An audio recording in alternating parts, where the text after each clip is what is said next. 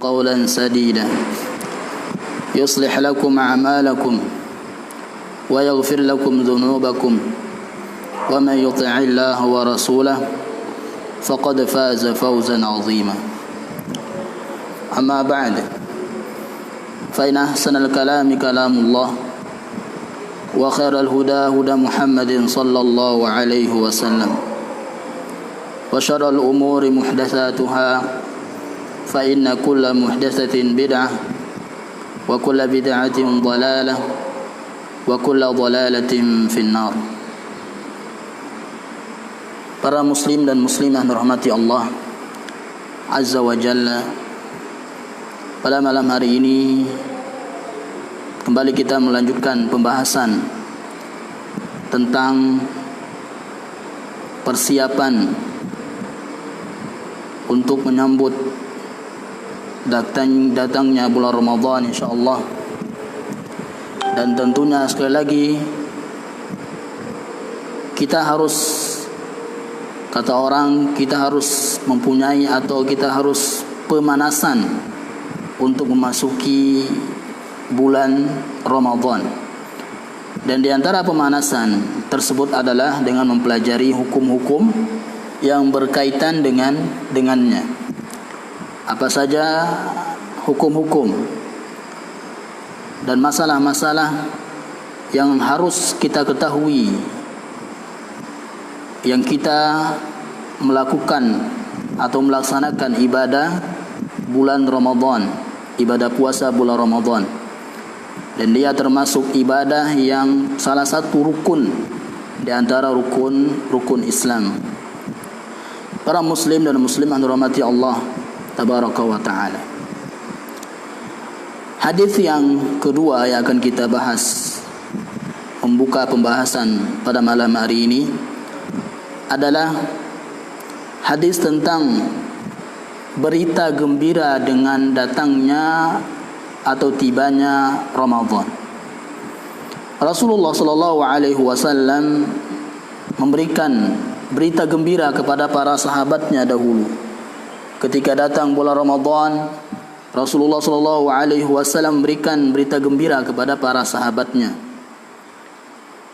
Dari Abu Hurairah radhiyallahu anhu, bahwasanya Nabi sallallahu alaihi wasallam bersabda, "Qad ja'akum syahrul Ramadhan." Wahai para sahabatku, telah datang bulan Ramadan. Bulan Ramadan telah mendatangi kalian. Syahrun mubarakun. Dan bulan Ramadan adalah bulan yang sangat diberkahi oleh Allah Subhanahu wa taala.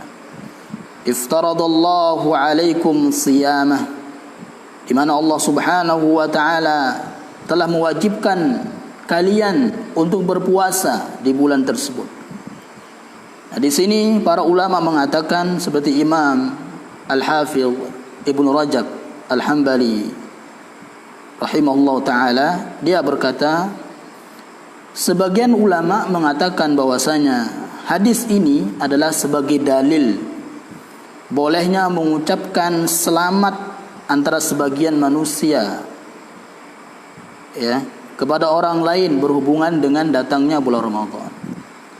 Jadi boleh kita saling SMS memberitahukan berita gembira ini tentang tibanya bulan Ramadan, tentang Allah Subhanahu wa taala masih mengizinkan kita untuk bisa berpuasa di bulan Ramadan insyaallah. Dan tidak mengapa hal tersebut, karena bagaimana mungkin seorang muslim itu tidak berbahagia dengan datangnya bulan Ramadan, bulan yang penuh dengan keberkahan, ampunan, rahmat dari Allah Subhanahu wa taala, dan pasti kita merasakan kebahagiaan dalamnya. Para muslim dan muslimah dirahmati Allah tabaraka wa taala. Kemudian pada malam hari ini kita akan kembali melanjutkan tentang hukum-hukum yang berkaitan dengan puasa Ramadan. Selanjutnya adalah hukum puasa Ramadan. apa sih hukum puasa Ramadan. Kemudian nanti fase sejarah diwajibkannya puasa bulan Ramadan. Kemudian juga nanti insyaallah kita akan bahas hukum meninggalkan puasa Ramadan, baik dengan sengaja atau bermalas-malasan. Ya. Yang pertama adalah hukum puasa di bulan Ramadan. Puasa di bulan Ramadan, para muslim dan muslimat dirahmati Allah tabaraka wa taala, adalah termasuk kewajiban. Kenapa?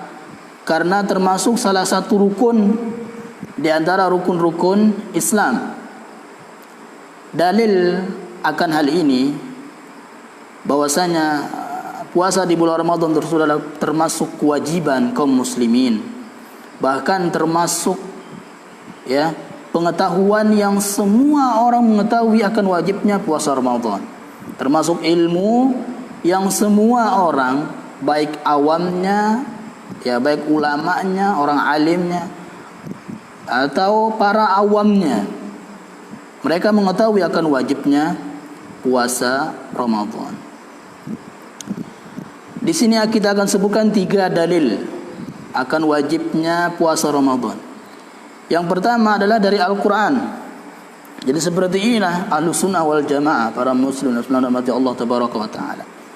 Mereka setiap kali menyebutkan hukum, maka mereka sebutkan dalil Al-Quran atau hadis atau ijma atau qiyas. Ya. Yang pertama di sini kita sebutkan dari Al-Quran. Firman Allah Subhanahu wa taala dalam surah Al-Baqarah ayat 183. Ya ayyuhalladzina amanu kutiba alaikumus shiyam kama kutiba 'alal ladzina min qablikum la'allakum tattaqun. Wahai orang-orang yang beriman, kembali kita mengingatkan bahwasanya setiap kita menemukan awal ayat diawali dengan ya ayyuhalladzina amanu, wahai orang-orang beriman, maka pasanglah telinga kita. Pasanglah telinga kita untuk benar-benar mendengarkannya. Kenapa? Kata sahabat Ibnu Mas'ud radhiyallahu anhu, dia mengatakan, "Idza sami'tallaha yaqulu ya ayyuhalladzina amanu fa'ar'iha sam'ak." Fa'ar'iha sam'ak. Kalau engkau melihat firman Allah Subhanahu wa taala diawali dengan ya ayyuhalladzina amanu, maka pasanglah telinga kalian. Kenapa? Karena setelahnya ada satu di antara 2 perkara. Yang pertama adalah entah itu kewajiban yang akan diwajibkan Allah Subhanahu wa taala setelahnya, atau larangan yang akan dilarang oleh Allah Subhanahu wa taala setelahnya. Nah, di sini contohnya ya ayyuhalladzina amanu kutiba alaikumus shiyam. Wahai orang-orang yang beriman, telah diwajibkan atas kalian berpuasa. Di sini sebutkan kewajiban setelah ya ayyuhalladzina amanu, wahai orang-orang yang beriman. Jadi nanti setiap kita buka Al-Quran, para muslim dan muslimat rahmati Allah tabaraka wa taala, setiap kita menemukan ya ayyuhalladzina amanu, maka lihat, pasti di situ ada kewajiban atau larangan yang disebutkan Allah Subhanahu wa taala. Contohnya di sini ada kewajiban, yaitu berpuasa di bulan Ramadan. Ya, di sini dikatakan diwajibkan, berarti hukumnya wajib.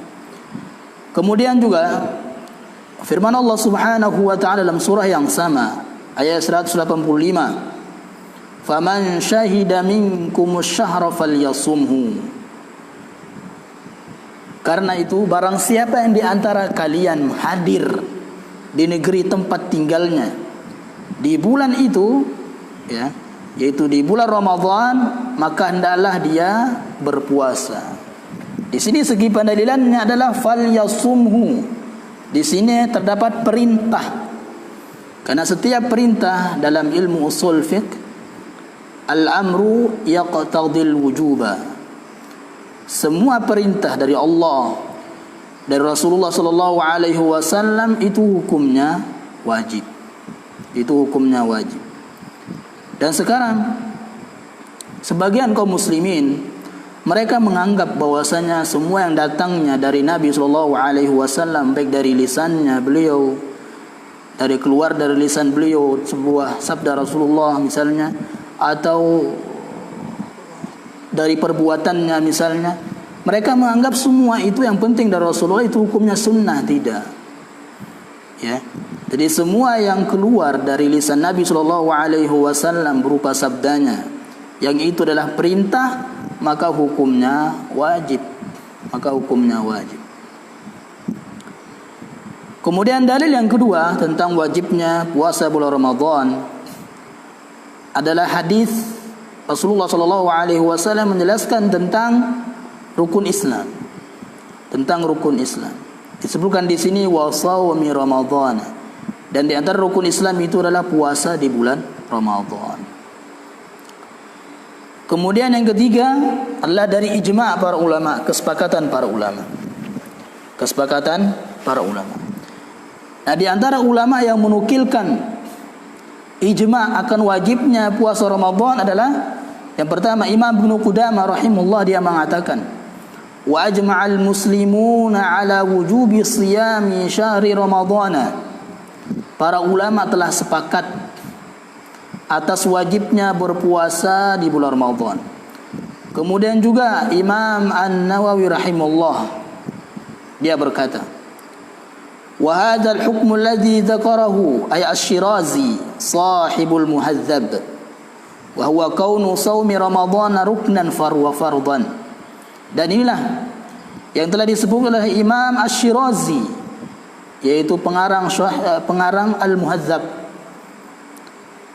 Dia menyebutkan bahwasanya puasa Ramadan itu termasuk rukun dan hukumnya wajib. Wa dalailul kitab wa sunnati wal ijma'i mutazahiratun alaihi. Dan dalil-dalil dari Al-Qur'an, dari hadis Nabi SAW dan ijma' telah jelas menjelaskan akan hal ini, akan wajibnya puasa Ramadan. Ya. Itulah di antara ulama yang menukilkan ijma' para ulama tentang wajibnya puasa bulan Ramadan. Sekarang masalah yang kedua. Tadi yang pertama dalil atau hukum puasa Ramadan. Yang kedua adalah sejarah diwajibnya puasa Ramadan. Imam Ibnul Qayyim rahimahullah berkata dalam kitabnya Zadul Ma'ad, dia mengatakan wa kana farduhu fi sanati tsaniyati minal hijrah. Ini sudah kita bahas kemarin malam, bahwasanya puasa Ramadan itu diwajibkan pada tahun 2 Hijriah. Fatuwfiya Rasulullah sallallahu alaihi wasallam wa qad shama 9 Ramadanat. Rasulullah sallallahu alaihi wasallam selama hidupnya berpuasa 9 kali. Berpuasa Ramadan 9 kali. Kemudian juga beliau rahimahullah, Imam Ibnu Qayyim rahimahullah mengatakan dalam kitab yang sama Zadul Ma'ad, puasa Ramadan mengalami 3 fase dalam sejarah diwajibkannya oleh Allah Subhanahu wa taala puasa tersebut, puasa Ramadan. Berikut kita akan jelaskan 3 fase tersebut. Dan kita lihat bagaimana Allah Subhanahu wa taala memberikan keringanan terlebih dahulu ya kepada hambanya, agar nanti ketika imannya sudah kokoh, sudah kuat dalam hatinya, maka baru Allah Subhanahu wa taala mewajibkan ya ibadah tersebut. Fase yang pertama adalah puasa diwajibkan, ya, puasa diwajibkan dengan diberi pilihan. Ya, puasa diwajibkan dengan diberi pilihan, yaitu puasa Ramadan. Mereka diwajibkan untuk berpuasa, namun ada pilihan. Ya, ada pilihan. Pilihannya apa? Siapa yang mau berpuasa silahkan. Siapa yang tidak mau berpuasa juga silahkan. Namun ada kewajibannya yang lain. Orang yang tidak mau berpuasa, memilih tidak berpuasa pada saat itu, sekalipun dia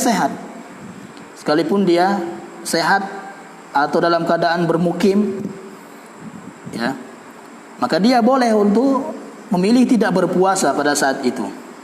Namun dia wajib untuk memberi makan satu orang miskin setiap harinya.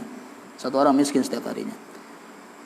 Hal ini didasari dengan firman Allah Subhanahu wa taala dalam surah Al-Baqarah ayat 184. Yaitu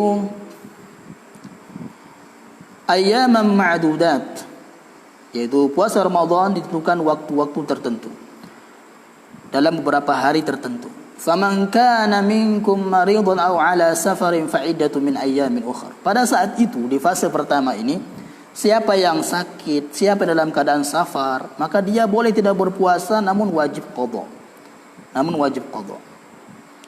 Wa 'alal ladzina yutiqunahu fidyah ta'amu miskin. Kemudian pada saat itu siapa saja yang mampu untuk berpuasa tapi tidak merasa berat misalnya, faman tatawwa'a khairan fahuwa khairun minhu fahuwa khairul lah. Barang siapa dengan kerelaan hati mengerjakan kebajikan, maka itu lebih baik baginya. Maksudnya dia memberikan makan setiap orang satu hari, satu miskin setiap harinya, ya, satu orang miskin, ya, memberikan satu orang miskin setiap harinya kalau dia memilih tidak berpuasa pada saat itu. Wa antasumu khairul lakum in kuntum ta'lamun. Amin. Allah Subhanahu wa taala masih mereka peringatkan juga, ya, kalian berpuasa itu lebih baik kalau kalian mengetahuinya. Ya, kalian berpuasa itu lebih baik kalau kalian mengetahuinya. Ya. Sahabat Salamah bin Aqwa radhiyallahu anhu, dia berkata, kunna fi ramadhana ala ahdi Rasulullah sallallahu alaihi wasallam man syaa'a shama wa man syaa'a aftara faftada bi ta'ami miskinin. Kami ketika menghadapi Ramadan pertama kali di zaman Rasulullah sallallahu alaihi wasallam adalah barang siapa yang ingin berpuasa maka boleh dia berpuasa. Barang siapa yang ingin berbuka maka boleh dia berbuka. Namun sekali lagi dia wajib memberi makan satu orang miskin setiap harinya. Ya, ini fase yang pertama. Kemudian fase yang kedua, wajib puasa Ramadan, fase yang kedua. Namun beda caranya. Ini sekarang tidak ada pilihan lagi. Jadi fase pertama tadi dihapus dengan fase yang kedua ini. Yaitu caranya apa? Mereka wajib berpuasa Ramadan, namun caranya adalah waktu berbukanya adalah dari tenggelam matahari. Waktu berbukanya sama dengan seperti sekarang ini. Namun bedanya apa? Sampai tertidur di malam hari. Sampai mereka tertidur di malam hari. Maksudnya nanti kita akan jelaskan. Jika sudah tidur, maka waktu berbuka sudah habis. Meskipun masih malam atau belum terbit fajar. Maksudnya seperti ini. Misalnya pada hari itu dia berpuasa. Datang tenggelam matahari, misalnya waktu maghrib. Nah, waktu berbuka datang. Kemudian mereka makan, minum, seterusnya. Ya, mungkin kalau kita pakai jam sekarang ini, jam 9 misalnya mereka tertidur atau mereka tidur. Ya, mereka tidur. Bangun lagi nanti jam 10 misalnya, ya. Bangun jam 10. Nah, jam 10 itu sudah mereka mulai berpuasa lagi. Walaupun masih malam.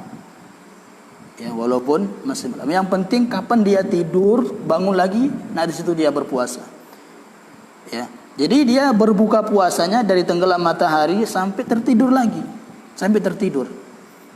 Ya. Jadi waktu makannya itu dari tenggelam matahari sampai dia tidur. Jadi setelah bangunnya, sekalipun belum terbit fajar, nggak boleh dia makan lagi. Dia sudah dianggap berpuasa pada saat itu. Ya, ini sungguh berat para muslim dan muslimat Allah Taala. Namun para sahabat menerima apa adanya. Ya, menerima apa adanya. Karena ini perintah dari Allah Subhanahu wa taala dan Rasulnya sallallahu alaihi wasallam. Berikut kita akan jelaskan bagaimana para sahabat menerima dan mereka sebenarnya mengalami ini merasa susah. Sampai di sini nanti kita akan jelaskan mereka ada yang pingsan. Sampai ada yang pingsan. Yaitu hadis yang disebutkan oleh Imam Bukhari, Imam Bukhari. Karena ashabu Muhammad sallallahu alaihi wasallam, dahulu para sahabat Nabi sallallahu alaihi wasallam, idza kana ar-rajulu sha'iman, ketika seorang berpuasa, fa hadara al-iftar, kemudian datanglah waktu berbuka. Fa nama qabla an yuftira, lam yakul lailatahu wala yawmahu hatta yumsiya. Jadi para sahabat dahulu ketika datang berbuka, waktu berbuka, fanama, kemudian mereka tidur. Mereka tidur sebelum berbuka puasa. Telah datang waktu berbuka, tapi mereka ketiduran misalnya karena saking capeknya bekerja siang hari tersebut. Lam yakul lailatahu wala yawmahu.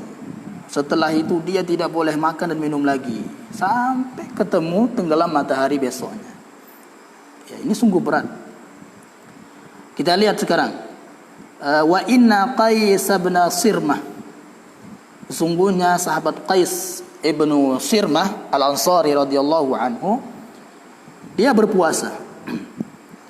Falamma hadara al-iftaru atamra'atahu. Ketika datang waktu berbuka, dia mendatangi istrinya.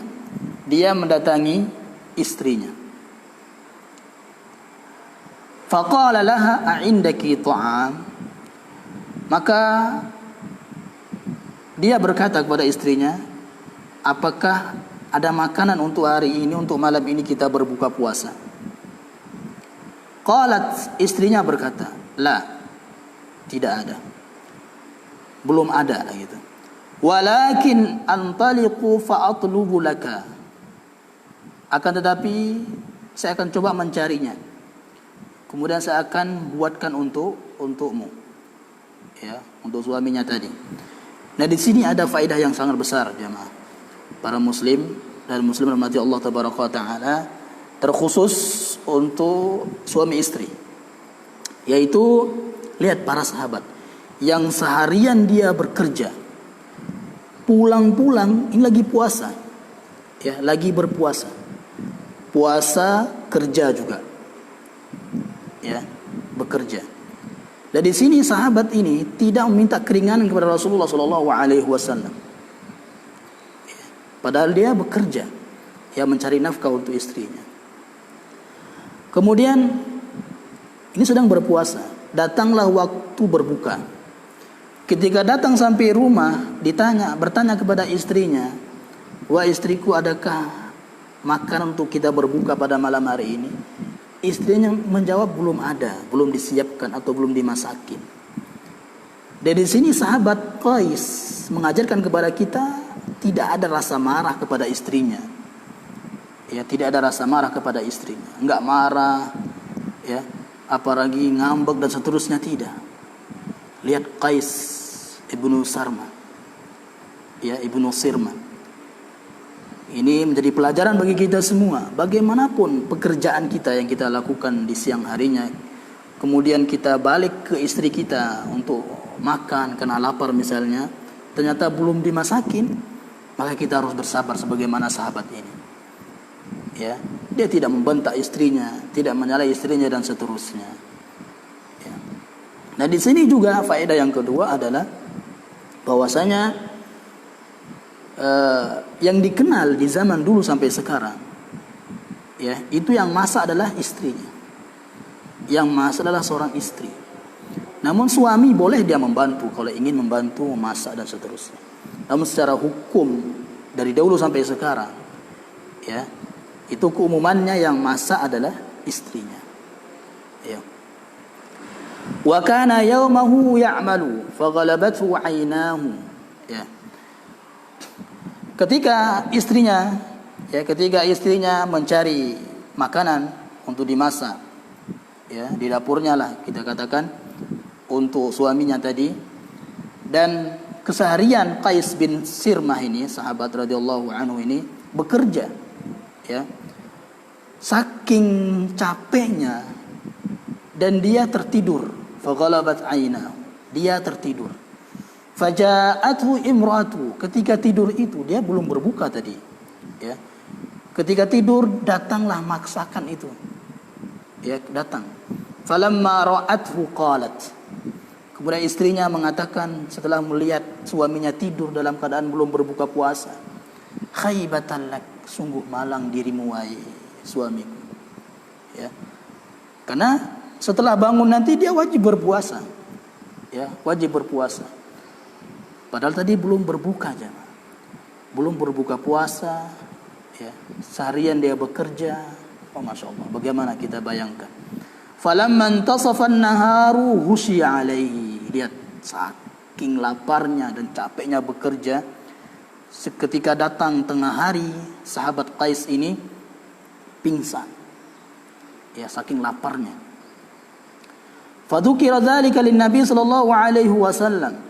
Maka berita ini, ya, dikabarkan kepada Nabi sallallahu alaihi wasallam. Pada saat itulah turun ayat surah Al-Baqarah 187. Ya. Fafarihu biha farhan syadida. Ya, fafarihu biha farhan syadida. Para sahabat pun bergembira dengan turun ayat ini. Ya, uhilla lakum lailatas siyam ar-rafathu ila nisaikum. Dihalalkan bagi kalian di malam hari untuk menjima, di malam hari bulan Ramadan untuk menjimai istri-istri kalian. Dibolehkan, dihalalkan bagi kalian. Ya. Maka para sahabat pun bergembira. Wa nazalat, turun ayat lagi, wa kulu washrabu hatta yatabayyana lakumul khaytul abyadu minal khaytul aswad. Ya. Makan minumlah kalian sampai terbitnya fajar. Ya. Ini fase yang kedua. Sekarang fase yang ketiga. Fase yang ketiga ini yang menghapus fase kedua tadi. Wajib puasa Ramadan dimulai sejak terbit fajar kedua, karena fajar itu ada dua, para muslim dan muslimat umat Allah Taala, fajar kadzib dan fajar shadiq. Ya. Jadi puasa kita, puasa Ramadan kita itu dimulai dari terbit fajar shadiq. Itu fajar yang kedua ini. Hingga tenggelamnya matahari. Tenggelamnya matahari. Apabila matahari telah terbenam, ya, telah terbenam atau tenggelam, maka orang yang berpuasa boleh berbuka, ya. Dan ini yang berlaku sampai hari kiamat. Ya, ini syariat Allah Subhanahu wa taala akan berlaku sampai hari kiamat untuk bulan Ramadan. Bagaimana cara puasa bulan Ramadan? Ya. Itu fase sejarah diwajibnya bulan Ramadan di zaman Nabi sallallahu alaihi wasallam. Kemudian yang ketiga adalah hukum sekarang. Tadi setelah kita mengetahui wajibnya berpuasa Ramadan, sekarang hukum meninggalkan puasa Ramadan. Hukum meninggalkan puasa Ramadan. Dalam masalah hukum meninggalkan puasa Ramadan ini, maka kita lihat dua keadaan berikut. Jadi dua keadaan ini berbeda hukumnya. Yang pertama adalah meninggalkan puasa Ramadan karena mengingkari kewajiban tersebut. Kita mengatakan, nggak ada kewajiban puasa Ramadan itu, ya. Adapun ayat yang menjelaskan itu dusta semua, atau hadis-hadisnya itu palsu atau apalah, nggak ada itu, gitu. Jadi puasa Ramadan itu nggak wajib lah, gitu ya. Dalam hatinya dia meyakini seperti itu. Jadi dia mengingkari wajibnya puasa Ramadan. Maka ini hukumnya kafir. Ya, ini hukumnya kafir kecuali dua orang. Kecuali dua keadaan orang tersebut. Keadaan yang pertama kecuali dia baru masuk Islam. Orang-orang yang baru masuk Islam sehingga dia hanya tahunya mungkin sholat saja dulu. Ya, atau tahunya dia bertauhid dulu, atau tahunya dia sholat, diajari sholat. Ya. Kemudian sedangkan puasa dia belum tahu kewajiban puasa. Ya. Sehingga dia pun mengingkarinya. Karena dia belum tahu, karena baru masuk Islam.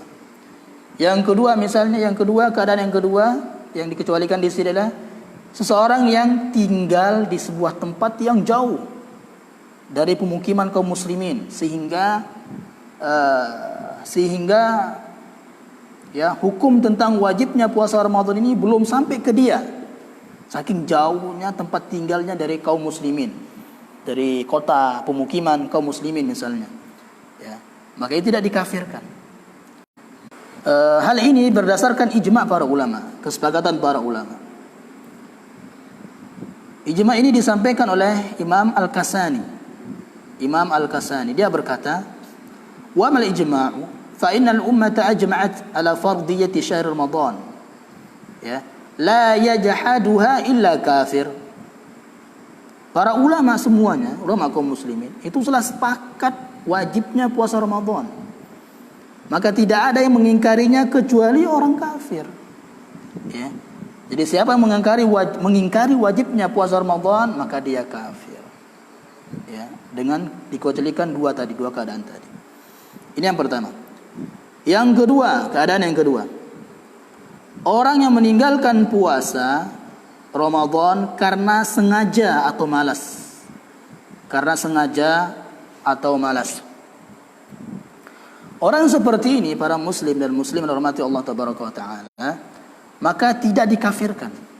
Tidak dikafirkan. Akan tapi dia telah melakukan dosa besar. Ya, telah melakukan dosa besar. Imam Az-Zahabi rahimahullah mengatakan, siapa saja yang meninggalkan satu di antara rukun-rukun Islam, ya, meninggalkan haji padahal dia mampu misalnya, meninggalkan puasa Ramadan padahal dia mampu misalnya, ya, meninggalkan zakat padahal dia mampu misalnya. Kalau dia tinggalkan ini, meninggalkan sholat padahal dia mampu misalnya, ini lebih besar dosanya daripada berzina, mencuri dan seterusnya. Ya, jadi siapa saja meninggalkan satu di antara rukun-rukun Islam itu dalam keadaan dia mampu misalnya, ya, maka ini lebih besar dosanya daripada berzina, dosa berzina, daripada dosa mencuri dan dosa-dosa besar lain. Ya. Dan ini sebagaimana kesepakatan para ulama, imam mazhab, ulama Hanifiyah, Malikiyah, Syafi'iyah, kemudian Al-Hanabilah, mereka sepakat bahwasanya orang-orang tersebut tidak dikafirkan, ya, atau orang tersebut telah melakukan dosa yang paling besar, dosa besar. Ya. Kemudian di sini ada peringatan dari Rasulullah SAW tentang orang yang sengaja membatalkan puasanya. Orang yang sengaja membatalkan puasanya sebelum waktunya. Ya, mungkin di tengah hari dia membatalkan puasanya. Hadis yang menjelaskan tentang hal ini adalah hadis dari Abu Umamah Al-Bahili radhiyallahu anhu. Rasulullah sallallahu alaihi wasallam bersabda, saya akan bacakan artinya saja karena waktu. Ketika aku tertidur, kata Rasulullah sallallahu alaihi wasallam, aku bermimpi melihat ada dua orang yang mendatangiku. Lihat, mimpi Rasulullah sallallahu alaihi wasallam itu hak. Ya, mimpi Rasulullah sallallahu alaihi wasallam itu hak. Adapun sekarang orang yang membawa syariat baru dan dia dapat dari mimpi, itu batil. Ya, itu batil. Ya. Kemudian juga kalau mereka berdalil, bukankah syariat azan, ya, lafaz-lafaz azan itu juga dari mimpi sahabat Umar bin Khattab? Ya. Mimpi selain Rasulullah SAW. Iya betul. Tapi itu disepakati oleh Rasulullah SAW. Ya, disetujui oleh Rasulullah SAW. Sekarang misalnya siapa yang bermimpi, misalnya para ustadznya, para kiainya misalnya bermimpi, mimpi ketemu Nabi lah misalnya, atau mimpi ketemu yang seperti, ya, ketemu yang katanya dia itu Nabi, ya. Dan dalam mimpinya dikatakan engkau harus membaca doa ini berapa kali, 1000 kali, ya, 100 kali dan seterusnya. Kalau kau baca ini maka akan ini. Maka mimpi yang seperti ini Karena Rasulullah SAW sudah meninggal dunia, ya, sehingga syariat Islam itu sudah sempurna. Sehingga mimpi yang seperti tadi ini adalah mimpi yang batil. Ya, mimpi yang batil. Jadi mimpi Rasulullah SAW itu hak. Kemudian mimpi para sahabat Rasulullah SAW itu hak kalau disetujui oleh Rasulullah SAW. Adapun sekarang siapa yang akan menyetujui mimpi kita? Rasulullah telah tiada, Sallallahu Alaihi Wasallam. Ya. Jadi Rasulullah SAW bermimpi melihat ada dua orang yang mendatanginya. Kemudian keduanya memegang lengan Nabi SAW. Lengan Nabi SAW dipegang. Kemudian dibawa ke gunung yang terjal, ya, gunung yang sangat terjal. Kemudian dua orang tersebut berkata, naiklah, terjal tinggi sekali, naiklah. Ketika Rasulullah SAW naik sampai di atas gunung, ya, tiba-tiba dia mendengar suara yang sangat keras. Rasulullah berkata, "Ma hadhil aswat?" Suara apa ini yang sangat keras sekali? Kata dua orang tersebut, "Hadza awa'u ahli nar." Ini adalah suara teriakan penghuni neraka. Masya Allah. Ya. Jadi keras sekali suara penghuni neraka. Waliyadzubillah. Kemudian Nabi SAW dibawa oleh dua orang tersebut, ya, melanjutkan perjalanannya untuk naik kembali. Tiba-tiba Rasulullah melihat ada orang-orang digantung dengan mata kakinya terjungkir, ya, pipinya sobek mengalirkan darah. Rasulullah bertanya, penasaran, ini siapa yang kok seperti ini? Ya. Maka dua orang tersebut menjawab, mereka adalah orang-orang yang berbuka sebelum waktunya. Ini mereka orang-orang yang berbuka sebelum waktunya. Ya. Dia kakinya digantung dengan mata kaki terjungkir, pipinya robek, ya, mengalirkan darah. Waliyadzubillah. Kemudian dibawa lagi oleh dua orang tersebut. Dua orang tersebut malaikat. Ya. Tiba-tiba ada beberapa orang yang badannya bengkak, baunya yang sangat busuk, wajahnya sangat jelek. Ya. Maka Rasulullah pun bertanya penasaran, siapa mereka? Ya, dua malaikat ini menjawab, mereka para pezina lelaki dan wanita. Waliyadzubillah. Ya. Badannya bengkak dari siksa neraka. Para pezina, para wanita itu badannya bengkak, ya, baunya sangat busuk dan wajahnya sangat jelek. Walaupun bagaimanapun tampannya di dunia, bagaimanapun cantiknya di dunia, ya, kalau dia pezina waliyadzubillah seperti ini, wajahnya jelek di api neraka waliyadzubillah. Ya. Insyaallah kita akan lanjutkan pembahasan kita, masih di pembahasan tentang apa yang harus dilakukan. Insyaallah kita akan bahas pekan depan jika membatalkan puasa tanpa uzur. Ya, apa yang harus mereka kerjakan? Apakah ada qadha atau tidak? Ya. Insyaallah sampai sini dulu, kita lanjutkan lagi pembahasan ini pada pekan berikutnya. Subhanallah bihamdika, asyhadu an la ilaha illa anta, astaghfiruka wa atubu ilaik. Assalamualaikum warahmatullahi wabarakatuh.